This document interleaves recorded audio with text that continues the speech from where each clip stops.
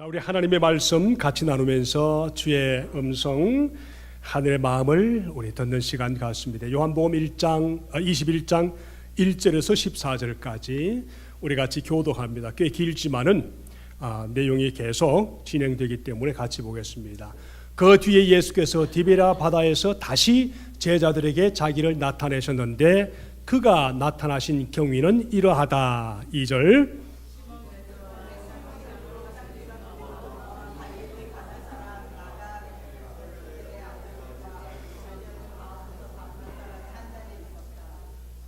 시몬 베드로가 그들에게 말하기를 나는 고기를 잡으러 가겠소 하니 그들이 우리도 함께 가겠소 하고 말하였다. 그들은 나가서 배를 탔다. 그러나 그날 밤에는 고기를 한 마리도 잡지 못하였다.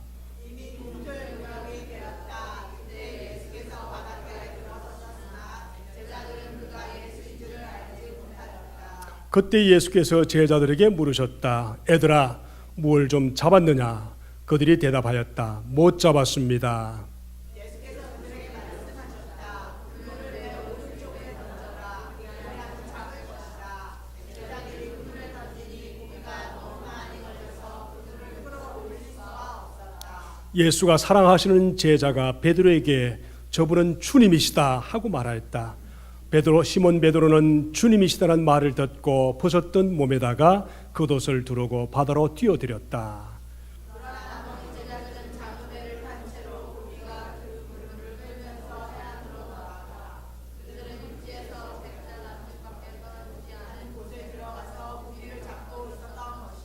그들이 땅에 올라와서 보니 숯불을 피워 놓았는데 그 위에 생선이 놓여 있고 빵도 있었다.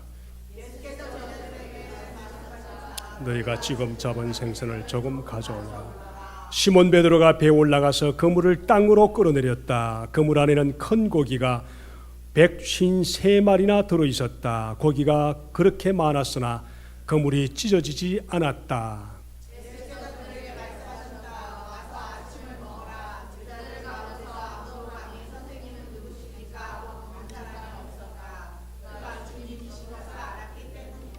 예수께서 가까이 오셔서 빵을 집어서 그들에게 주시고 이와 같이 생선도 주셨다. 예수께서 죽은 사람들 가운데서 살아나신 뒤에 제자들에게 나타나신 것을 이번이 세 번째였다. 오늘은 부활 주일 두 번째 날입니다. 그래서 부활하신 주님의 말씀을 계속 연속해서 보는 그런 시간 같고 다음 주부터 다시 에베소서로 돌아가서 영적 전쟁에 대한 것들을 같이 말씀을 보는 그런 시간을 갖겠습니다. 주님 이름으로 여러분 사랑합니다. 아멘. 예수님 안에서 여러분이 정말 주님께 영광을 드리는 승리하는 믿음의 삶을 살기 원합니다. 우리 리시버를 좀 이렇게 헤드폰을 좀 우리 형제에게 좀 갖다 주시면 좋겠어요. 레인 형제한테 우리 리시버를 하나 좀 갖다 주시면 좋겠습니다.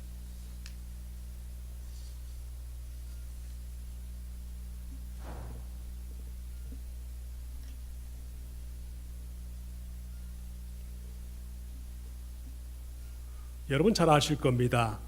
조이스 마이어라는 우리 여자 미국의 유명한 설교자가 있음을 주님께 여러분 다 아실 겁니다. 그분이 쓴 책 중에서 상담가이면서 또 설교자이면서 유명한 여자의 부흥사인 그분이 책을 하나 썼는데 그 책의 제목이 뭔가 하면은 Change Your World, Change Your Life. 그 책을 쓴 것을 제가 도산에 갔다가 발견하고 빌려서 지금 보고 있는데 굉장히 제목이 마음에 들었습니다. 제가 언어에 대한 책만 해도 벌써 10대권 이상 되더라고요. 말이 얼마나 중요한가. 그분이 말하는 Change Your World, 이 말은 말을 바꾸라 그리고 삶을 바꾼다 그런 책이죠. 말을 바꾸면 삶이 바꾸어진다. 굉장히 매력 있는 책입니다.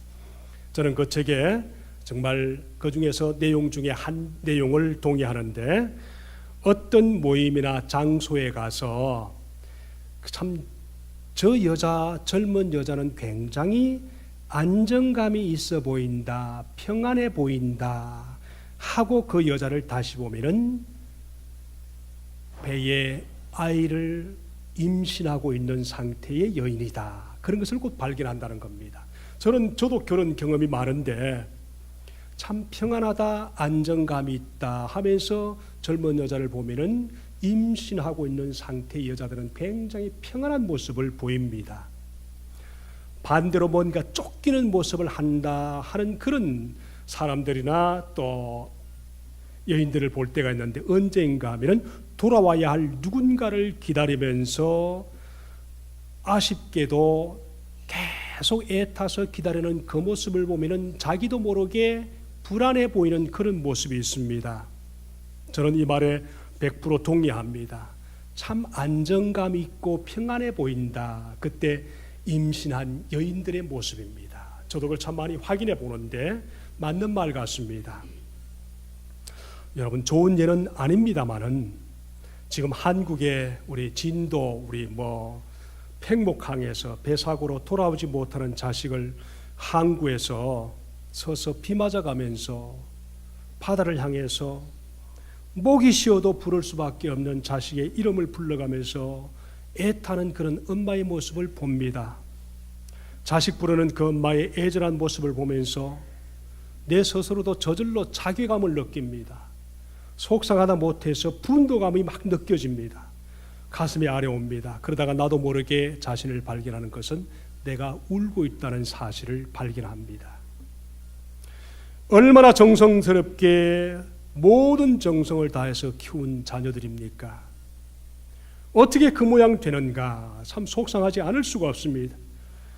그러나 다시 말씀드리지만은 정말 제가 바람이 있다면은 그 돌아가신 모두가, 그리고 그 자녀들이 다 예수 믿었던 사람이었고 거듭난 구원받은 사람들이었으면 참 좋겠다, 그런 생각합니다.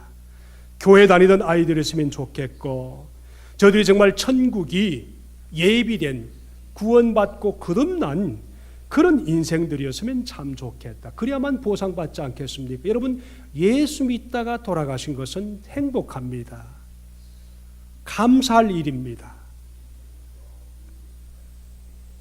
이런 사건을 볼 때마다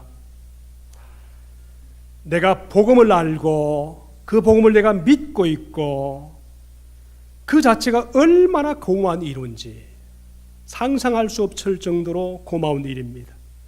세상에 내가 만약에 이런 문제가 발생하지 않았더라면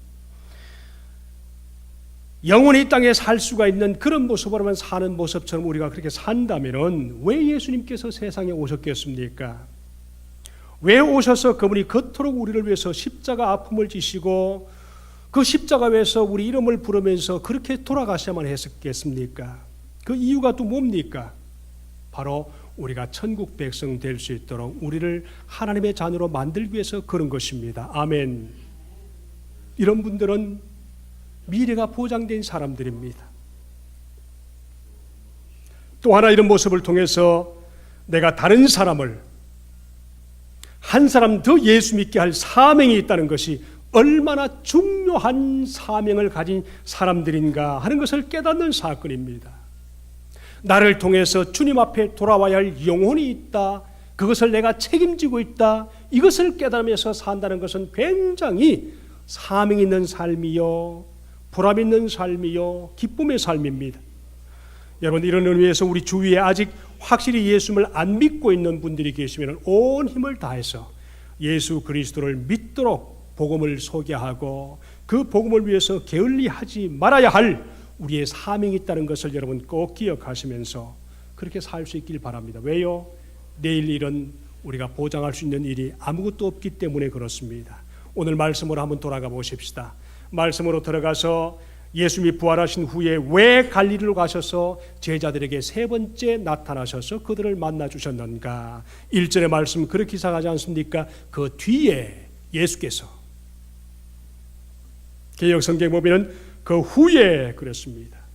그 후에란 말은 도마가 부활하신 예수님을 자기 눈으로 꼭 봐야겠다고 믿으면서 발부둥 치다가 그 발부둥 치는 도마를 예수님이 만나 주시고 그 도마한테서 예수님이 뭐라고 소개를 받습니까? 뭐라고 우리 고백을 받습니까? 도마가 그랬습니다. 나의 주님, 나의 하나님.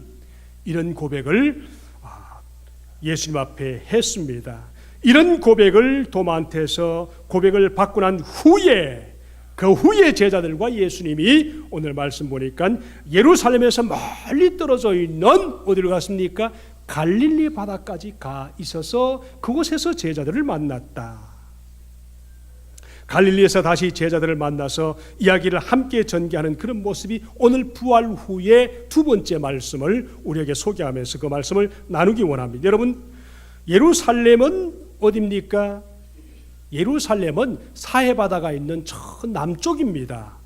유다의 남쪽 사막 남쪽 끝에 있고 갈릴리 바다는 저 북쪽 헐몬산에 있는 물이 맑은 갈릴리 호수가 있는 저 북쪽입니다. 그러니까 바닷가에서 다시 예수님이 제자들을 만난다는 것은 저 북쪽에서 저 남쪽까지, 저 남쪽에서 저 북쪽까지 긴 거리를 왜 하필이면은 예수님께서 부활 후에 예루살렘에서 모든 것을 다 끝내버리시고 성천하시면 좋으실 텐데 왜 그랬을까? 2절의 말씀 보니까 7명의 제자들과 함께 우리 갈릴리 호수에서 만났다. 7명의 제자를 베드로, 도마, 나다나엘, 세베대의 아들, 두 아들 야고보와 요한 그리고 안드레와 빌립이었을 것이다. 이 7명을 갈릴리 호수에서 다시 만났다. 그래서 그들을 향해서 세상을 변화시키려고 소명을 향해서 뭔가를 예수님이 준비하고 계시는 그런 드라마 같은 이야기를 볼 수가 있습니다. 여러분, 예수님이 십자가를 지시고 부활하신 후에 그 장소는 예루살렘이었습니다. 부활 후 처음으로 제자들을 만난 장소도 예루살렘이었습니다. 그리고 다시 예수님이 하늘나라로 성천할 때에 택했던 장소도 바로 예루살렘이었습니다. 그렇다면 부활하신 후에 제자들을 세 번째로 다시 만나는 장소는 오늘 디베랴 바다라 그렇게 말씀하셨는데 갈릴리 바다로 택했습니다. 그곳에서 제자들을 다시 우리 만나서 고기 잡는 그들을 불러서 다시 뭔가를 이야기하면서 우리에게 전하고 난 이 내용이 무엇인가? 왜 그곳으로 갔을까? 우리가 알다시피 두 도시는 단숨에 달려갈 그런 도시가 아닙니다. 요즘처럼 버스나 택시를 타면 금방 갈 수가 있지만 말을 타도 노새를 타도 한참 걸어갈 그런 동네입니다. 그러면 왜 예수님께서 세 번째 갈릴리 바다를 택하셨을까? 그것도 7명이나 되는 제자들을 그곳에서 붙들어서 다시 말씀을 하실까?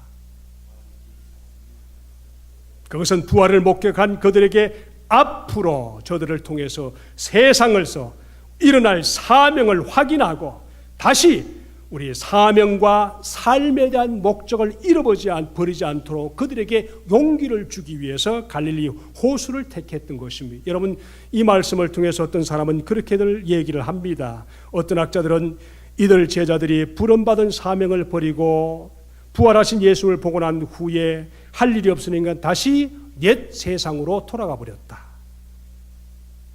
과거로 돌아가 버린 제자들이다. 그렇게 말하지만 그것은 아마 제가 볼 땐 성경 전체를 보면서 아닌 것 같습니다. 왜 그럴까요? 예수님께서 부활하셔서 제자들을 만나면서 처음으로 하신 말씀이 마태복음 26장 32절 28장 7절의 말씀 보니까 갈릴리에서 만나자. 그렇게 예수님 말씀하셨기 때문입니다. 갈릴리에서 만나자. 물론 과거로 돌아갈 것을 미리 주님께서 아시고 그것에서 볼 거다 하는 그런 말씀으로 그렇게 부탁하셨는지도 모르지만 그것보다도 더 설득력 있는 얘기는 오늘 이 말씀을 통해서 우리가 예수님이 갈릴리에서 만나는 것처럼 우리가 다시 예수님께서 처음 장소에서 예수님을 만나야 할 그 이유가 무엇인가? 여러분, 갈릴리는 어떤 곳입니까? 제자들에게 어떤 곳입니까? 예수님에게 어떤 곳입니까? 예수님을 처음 만난 장소입니다. 그러므로 제자들과 예수님은 갈릴리 바다에서 보낸 그 아름다운 추억들이 참 많이 있었던 곳입니다. 처음 만난 장소. 그래서 아마 이런 아름다운 소식의 초기에 우리 추억들을 다시 하나님께서 기억하게 하시면서 우리 예수님께서 저들이 예수님을 부르시고 예수님을 무조건 순종하면서 따랐던 그들의 장소, 그들의 추억들, 그들의 목적들을 더 많이 아마 말씀을 하고 싶었던 그런 내용들이 있었을 것입니다. 여러분, 첫사랑이 중요한 것처럼, 첫사람이 중요한 것처럼 우리 예수 그리스도를 만난 제자들의 첫 장소가 얼마나 중요했으면 그곳에서 만날까. 그래서 그들에게 말씀하셨습니다. 주님이 그곳에서 만나면서 나를 따르라, 이 음성을 듣고 모든 것을 버려두고 주를 따랐던 그곳에서 예수는 그들에게 처음 사랑으로 돌아가게 하려는 계획이 있지 않았는가. 이렇게 해석하는 것이 훨씬 더 아름다운 해석이고 정확한 해석이라 생각됩니다. 여러분, 갈릴리에 가서 주님께서 제자들을 만난 것처럼 첫사랑으로 주님께서 우리를 만나주신 그 놀라운 사랑을 다시 회복해서 주님 사랑, 그 사랑을 다시 회복하는 하나님의 성도들 되기를 축복합니다. 디베라 그곳에서 제자들과 우리 예수님과 제자들에게 그곳에 있었던 모든 일들을 생각해 보세요. 어떤 곳입니까? 그곳은 예수님께서 무작정 제자들을 만나면서 나를 따르라. 근데 그 음성을 듣고 제자들은 무조건 따랐던 그곳이 바로 갈릴리입니다.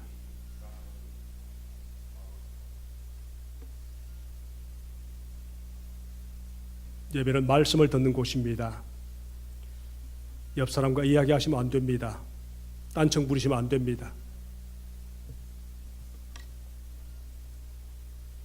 그리고 디베라와도 그곳은 제자들과 함께 갈릴리 바다에서 폭풍이 몰아치면서 배가 뒤집어질 그때에 그런 위기 상황에서 예수님이 바다 위로 걸어오셔서 제자들을 구해주신 장소가 바로 갈릴리 호수입니다. 갈릴리 주변 사람들이 몰려들어왔을 때 그들에게 천국을 가르쳤고 오병이에 의해 기적의 역사도 보여주셨고 병자들을 붙들어 주시면서 그들을 치료하셨고 힘든 영혼들에게 소망을 보여주신 그 장소가 바로 갈릴리 호수였었습니다.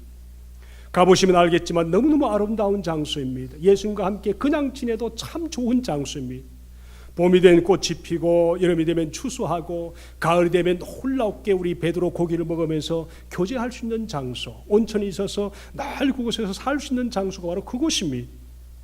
더더구나 베드로와 제자들이 처음 예수님의 부름을 받았을 때 그날 밤에도 밤새도록 고기를 잡았지만 한 마리도 잡지 못했는데 어떤 낯선 사람이 다가오더니 그물을 어디에 던져라 해서 순종했더니 물고기에 참 많이 잡혀서 너무나 놀라운 베드로가 그때 그 사람 앞에서 나를 떠나소서 나는 죄인으로소이다 하면서 외쳤던 바로 그 장소가 바로 갈릴리 그곳이었습니다. 그런 고백이 있었던 장소, 그것이 바로 갈릴리 바다에 있었습니다. 여러분, 예수님의 부활 후 지금 세 번째 주님을 만난다고 했었습니다. 그날 오늘 아침에도 그때와 똑같은 상황이 재현되는 모습으로 예수님은 고기 잡던 그들에게 나타나셨습니다. 예수님이 물고기를 잡았는가? 물었더니 없습니다. 오른편에 던지라. 이런 상황이 처음 상황과 똑같이 전개되고 있습니다. 5절의 말씀 보세요. 그때 뭐라고 그랬습니까? 그때에 예수께서 제자들에게 그들에게 말씀하셨다. 그물을 오른쪽에 던지라. 아마 이것은 점잖은 표현이고 성경에 아마 그때 뱃사람들에게 했던 말은 그런 표현이 아닐 겁니다. 애들 좀 뭘 좀 잡았나? 자네들 뭘 좀 잡았는가? 그럴 때 에이 없어 아무것도 없어. 뱃사람들이 아마 그렇게 퉁명스럽게 대화를 했을 겁니다. 그럴 때 예수님께서 그들 향해 다시 점잖게 그물을 오른편에 던지라. 그러면 좀 잡을 것이다. 그들은 반사적으로 그물을 오른편에 던졌습니다. 이때까지 제자들은 그가 예수님인 걸 아무도 알지 못했습니다. 지금까지 대화를 하는 그 사람이 정말 예수님인 것을 전혀 모르는 상황이었습니다. 그러나 그들은 오른쪽에 그물을 던져 고기가 너무 많이 잡혀서 그물이 들 수가 없을 정도가 되었다. 그때 그 말한 사람이 누구인지를 깨달은 사람이 있는데 그게 7절의 말씀 보니까 누구라고 그랬습니까? 말씀 보세요. 예수가 사랑하는 제자다. 누굴까요? 자기가 누구한테 사랑받고 있다는 것을 확실히 알고 사는 것이 얼마나 행복한 삶인지 모릅니다. 남편한테 사랑받고 있다는 것을 확인하면서 하십니까? 에이 정으로 살지 뭐. 마지못해 찰 수 없어서 살지 뭐. 그러지 마십시오. 불쌍한 남편 갈수록 잘해주시기를 축복합니다. 더 크게 아멘. 남자는요 참 불쌍해요. 열심히 살다가 나중에는 끝날 때쯤 되면은, 지난주에도 말씀드렸지만은 연애할 그때는 여자가 남자한테 탁 붙어서 사진을 찍는데요, 세상에 난 몰랐어요. 가만 보니까 그러더라고요. 60이 넘고 70이 되면 남자가 여자한테 탁 붙어서 사진을 찍는데요, 세상에. 그러니까 불쌍하니까 잘해 주십시오. 꼭 나한테 하는 소리 같습니다.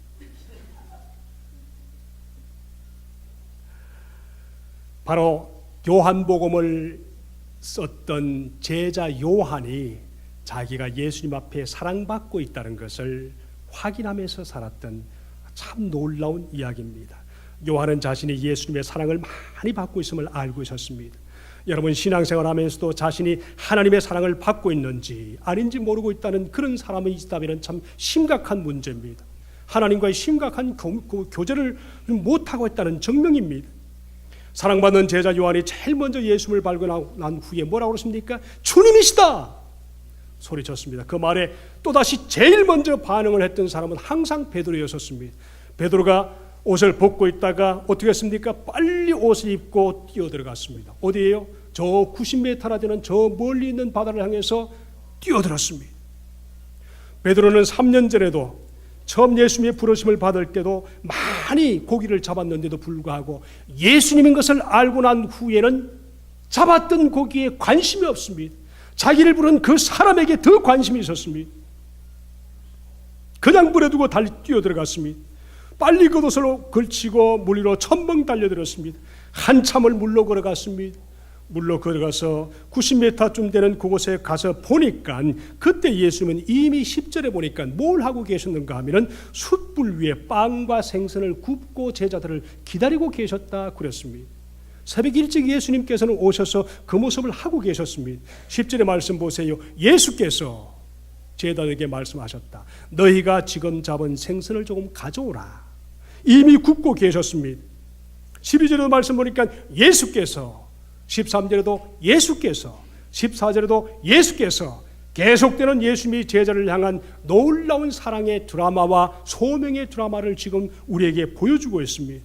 그래서 서서히 예수님은 7명의 제자들을 향해서 삶의 방향을 다시 만들어주시고 소명의 말씀을 다시 회복시켜주는 그런 은혜로운 시간입니다. 여러분 기억하십시오. 예수님을 믿게 하신 이유, 우리가 예수님을 믿게 하신 이유, 우리가 주님 앞에 부름받은 이유, 예수님이 십자가에서 죽어주신 이유, 그리고 부활을 목격하게 하신 이유, 우리가 믿으면 어떻게 해야 하는가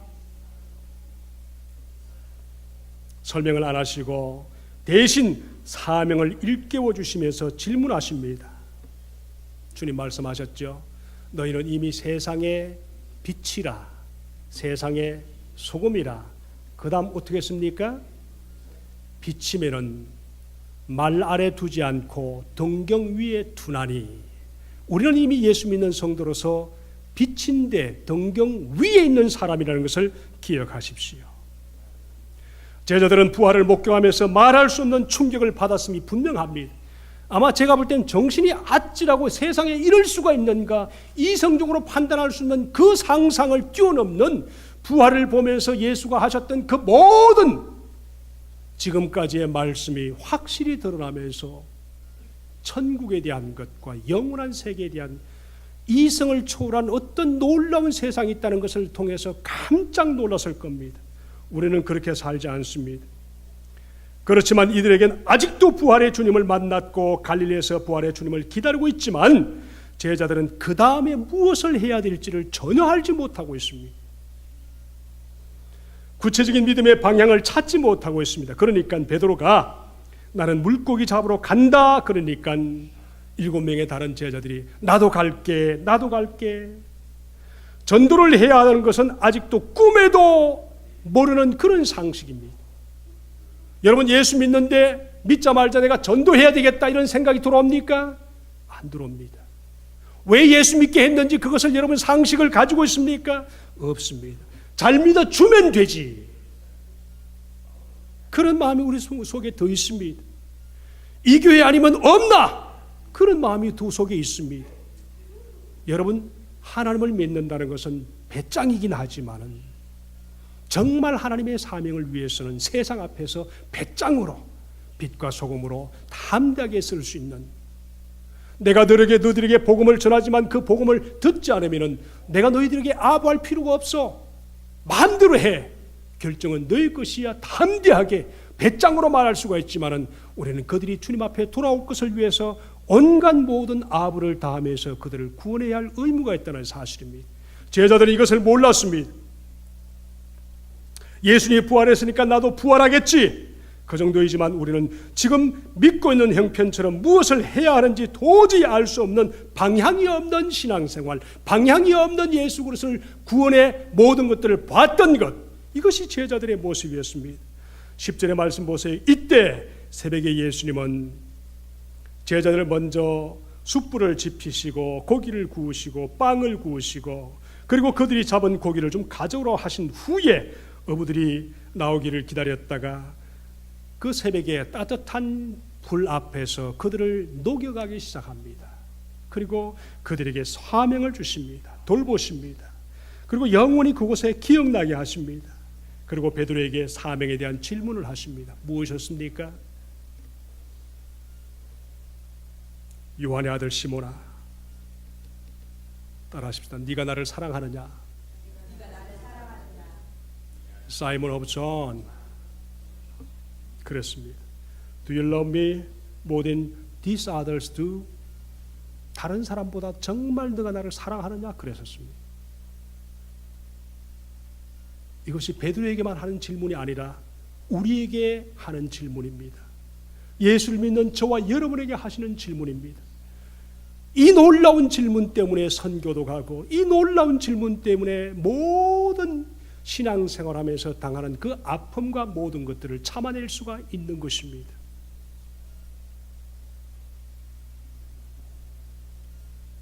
베드로가 대답합니다. Yes, Lord.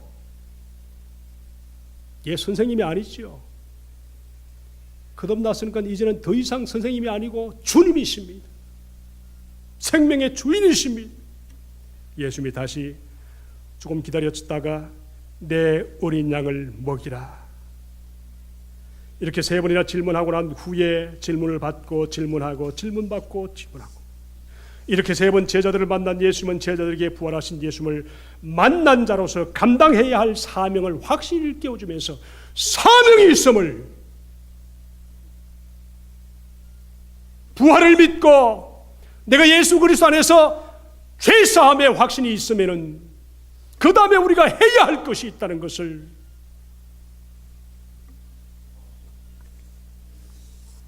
우리 주님께서 베드로에게 그렇게 자상하게 지혜롭게 불과 떡을 지펴가면서 사명을 일깨워 주셔서 처음 만난 갈릴리 그 바다에서 베드로를 사람 만들어가는 그런 모습을 우리가 오늘 말씀을 통해 볼 수가 있습니다.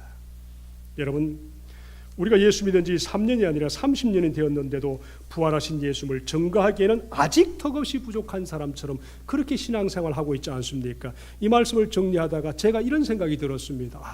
내가 아직도 마치 우리 부모님이 직장에 출근하실 때 내가 어린아이였는데 나를 어떤 데이케어에 나를 맡기고 퇴근하면 다시 찾아가는, 내가 데이케어의 어린아이 신자 같은 모습이 내 속에 확 들어왔습니다. 내가 믿은 지 벌써 얼마나 됐는데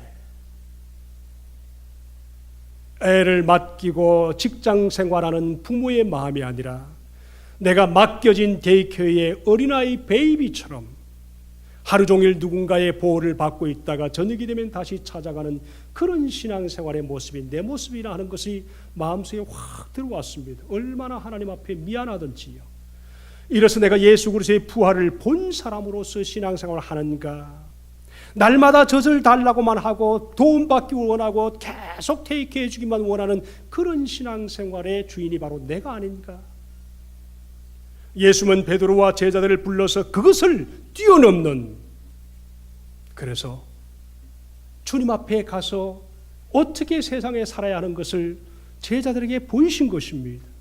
여러분 12제자니까 그렇게 예수님께서 하셨지요? 아닙니다. 구원받은 모든 사람은 주님께서 성경에서 말하기를 제자라고 그랬습니다. 이런 성도의 삶이 행복합니다. 우리 세상 사람들은 이 세상이 다인 줄 알고 살아갑니다. 그러다가 어떤 이는 젊은 나이에 아깝게도 어떤 사람은 배 속에서, 어떤 사람은 복음 듣기도 전에 쓰나미로, 어떤 사람은 카트리나로, 어떤 사람은 총기 사건으로 부활을 경험하기도 전에, 그 예수 그리스도의 소개를 받기도 전에 그들은 예수님의 복음으로 거듭나야 한다는 그 모든 사실도 알지 못한 채 세상을 떠나갑니다. 그리고 그 결과는 어떻습니까? 영원한 형벌입니다. 하나님은 복음을 전하고 이 모든 것들을 위해서 주님 안에서 십자가의 복음을 가지고 부활의 능력을 전해주는 놀라운 하나님의 성도를 우리 불러주셔서 세상에서 이것 가지고 살면서 하나님의 사랑을 받으라. 이런 사랑이 복된 삶이 아닙니까? 십자가 복음으로 인생의 죄의 때를 벗어서 하나님 앞에 용서받고 부활의 주님을 만나서 천국 백성으로 약속을 받아놓고 살아가는 삶이 행복한 삶이 아닙니까? 이 삶이 저와 여러분이라는 사실을 꼭 기억하십시다. 아멘. 그러므로 우리가 그들에게 복음을 전합니다. 세상도 배울 것이 참 많지만은 복음을 배우고 듣고 하는 것보다 더 중요한 사명은 없다고 생각합니다. 더 귀중한 것은 없다고 생각합니다. 저와 여러분은 복받은 사람입니다. 아멘. 지난주 화요일날부터요, 아침에 우리 교회 입구부터 부엌과 2개의 화장실 바닥을 청소했습니다. 그냥 청소한 것이 아니고, 여러분 조금 아시는 분은 알지만은 시커멓게 이 땅은 때가 묻었지 않습니까? 그렇죠? 지난번에 우리 아시겠지만은 바닥에 그 카펫을 바꾸면서 그것도 전부 다 바꿨는데, 마르기 전에 누가 이렇게 마대질을 해가지고 마대 자국이 그냥 시커멓게 나서 제가 닦아보려고 애를 써도 안 닦여지는 거예요. 이거 누가 이렇게 빠르게도 또 부지런하게도 이렇게 했는가? 세상에 아무리 닦아도 되지 않아. 포기하려고 하다가 이렇게 얘기를 해봤어요. 비전 집사, 이거 좀 바꿀 수가 없는가? 그랬더니 바꿀 수 있어요. 이호덕 집사님한테, 집사님 이거 어떻게 하면 좋습니까? 간단합니다. 도구만 있으면 됩니다. 그래요. 어떤 도구를 어떻게 합니까? 그래서 어떻게 하고 이렇게 해가지고 우리가 하루에 50불 주고 빌렸습니다. 도구를 빌려서, 도구만 빌려서 문지르면 되는 줄 알았더니 그게 약품이 있더라고요. 약품이 있는 걸 몰랐습니다. 세상에 어떻게 고민도 했는데 그게 볼 때마다 지저분했는데 순수가 있더라고요. 그래서 제가 깨달았습니다. 약품을 붓고 이렇게 해가지고 이렇게 분지르니까 세상이 깨끗하게 되어버리더라고요. 그리고 다시 말려서 다시 그 깨끗하게 빛이 번쩍번쩍 나도록 이렇게 불하고 하니까 그때 제가 다시 생각났습니다. 여러분 식사하다가 아주 매운 고추 먹고 혼나는 적이 있지요. 저도 그랬습니다만 제가 가끔 사용하는 건데, 너무너무 매운 고추를 먹고 속에 불이 날 때 우리 뭘 먹으면 그걸 고칠 수 있습니까? 우유. 정신이 하나도 없을 때 우리 고추 먹고 속에 불이 나는 것을 끄는 가장 쉬운 방법은 우유를 들이키면 그냥 고쳐집니다. 바닥에 때를 벗기는 데는 뭐가 필요하던가 하면 플로우 스트리퍼가 있다는 것을 전혀 몰랐습니다. 뿌리니까 그냥 쉽게 없어지더라고요. 그렇게 해도 안 되는 것을. 그렇구나. 바닥에 때를 벗기는 데는 플로우 스트리퍼, 제가 이제 처음으로 그때 배웠습니다.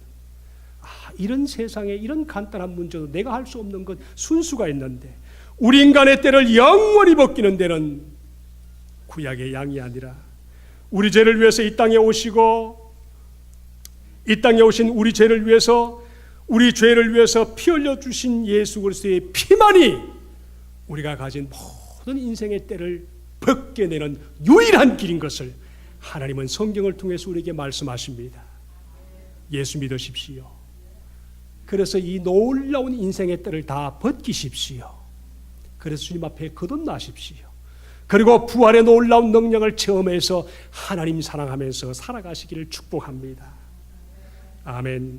우리가 아시는 것처럼 예수님은 다시 우리 제자들을 예루살렘으로 데려가셔서 그곳에서 하나님의 성령의 능력을 받게 하신 후에 세상으로 파송하셨습니다. 그때는 더 이상 고기 잡지 않고 예수님의 제자들이 가는 곳마다 예수 그리스도의 복음을 전하면서 살도록 하셨습니다. 저는 믿습니다. 우리 교회 성도님 모두가 복음을 위해서 정말 제대로 산다면 하나님은 우리 삶의 모든 필요한 것을 채워주신다고 믿습니다. 아멘. 저도 그런 경험을 했고요. 불순종하고 반항하고 뭐가 어떻고 뭐가 저떻고 하면서 자꾸만 다른 생각하면 그것이 안 되는데 주님 앞에 순종하면서 하나님의 말씀을 붙들고 복음 전하고 살면 우리 교회 달라질 겁니다. 아멘. 이것이 복음입니다. 이것이 주님 앞에 기쁨입니다. 그렇습니다.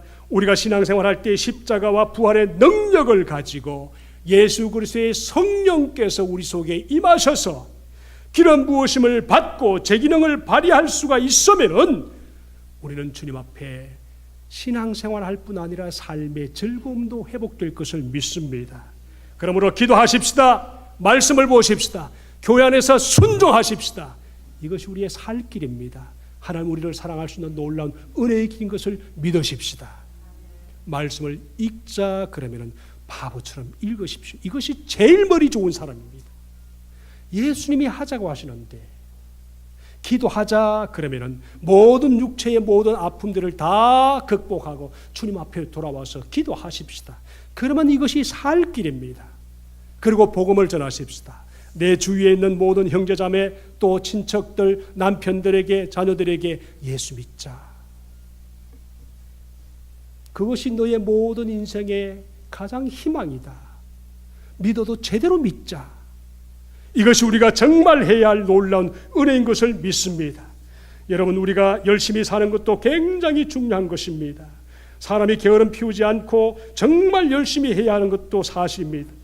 목표를 세우고 그 일을 이루기 위해서 전심전력 다 해야 되는 것도 사실입니다. 그러나 우리가 분명히 해야 하는 것이 있습니다. 열심히 산다고 바르게 살고 소망을 가지고 있는 삶을 산다고 해서 다 제대로 사는 것이 아닙니다. 예수 없는 열심, 예수 없는 소망 인생에서 아무것도 돌아올 것이 없다는 것을 우리는 분명히 기억하십시다. 다른 것 다 양보해도 주님 믿는 것 양보하지 않기를 주님 이름으로 축복합니다. 내가 전하는 복음이 한 사람을 변화시키는 것 같지만은 하나님은 그 사람을 통해서 사람이 세상에서 하나님의 백성으로 돌아올 수 있는 하나님의 놀라운 은혜인 것을 우리는 분명히 깨달을 때 우리는 신앙생활을 하는 것입니다. 부활의 주님을 봤습니까? 믿습니까? 예수 그리스도 안에서 그 부활을 전하면서 살 수 있기를, 그래서 소명이 있다 말할 수 있는 믿음의 성도들 되시기를 예수님의 이름으로 축복합니다. 기도하십시다.